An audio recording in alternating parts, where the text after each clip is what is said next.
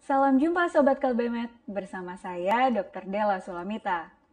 Berdasarkan International Diabetes Federation, Indonesia menduduki peringkat ke-7 dengan jumlah penderita diabetes tertinggi di dunia, dengan jumlah kasus sebanyak 10,7 juta. Diabetes mellitus merupakan penyakit tidak menular yang ditandai dengan peningkatan kadar gula dalam darah yang terjadi akibat kelainan produksi insulin, kerja insulin, atau keduanya.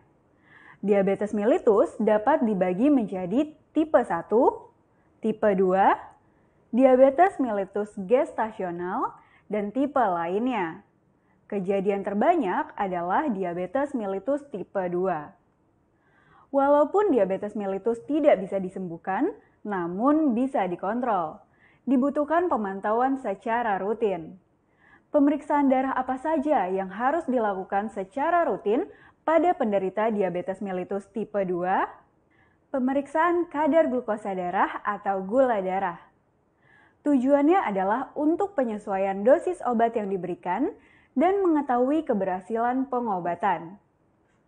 Waktu yang tepat saat puasa, 1 atau 2 jam setelah makan, atau sesuai dengan kebutuhan. Pengambilan darah melalui pembuluh darah vena yang biasanya diambil melalui lengan dan dilakukan minimal 1 kali dalam 1 bulan. Pemeriksaan HbA1c. Pemeriksaan ini untuk menilai efek perubahan pengobatan 8 hingga 12 minggu sebelumnya. Untuk menilai efek perubahan pengobatan dapat dicek 3 bulan sekali. Namun, pada penderita gula darah stabil dapat dilakukan pengecekan 2 kali dalam 1 tahun. Pemantauan gula darah mandiri atau PGDM. Pemeriksaan ini dapat dilakukan di rumah menggunakan darah kapiler atau jari. Pemantauan gula darah mandiri dianjurkan pada penderita yang menjalani pengobatan menggunakan suntik insulin. Bagaimana dengan prosedurnya? Pertama, waktu pemeriksaan bervariasi tergantung tujuan pemeriksaan.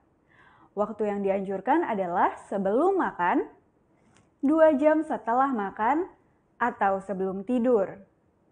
Penderita dengan gula darah tidak terkontrol harus dilakukan pemeriksaan setiap harinya. Sementara penderita dengan gula darah terkontrol atau stabil dapat dilakukan pemantauan lebih jarang, minggu hingga bulan. Pemeriksaan dilakukan lebih sering pada penderita dalam keadaan kritis dan saat ada perubahan dosis pengobatan. Pemantauan gula darah pada penderita dengan insulin bertujuan untuk menyesuaikan dosis insulin dan mencegah terjadinya hipoglikemia atau gula darah kurang dari 70 mg per desiliter. Demikian informasi mengenai pemeriksaan pada penderita diabetes mellitus tipe 2. Semoga bermanfaat. Terima kasih dan sampai jumpa di vlog berikutnya. Salam Kalbemet.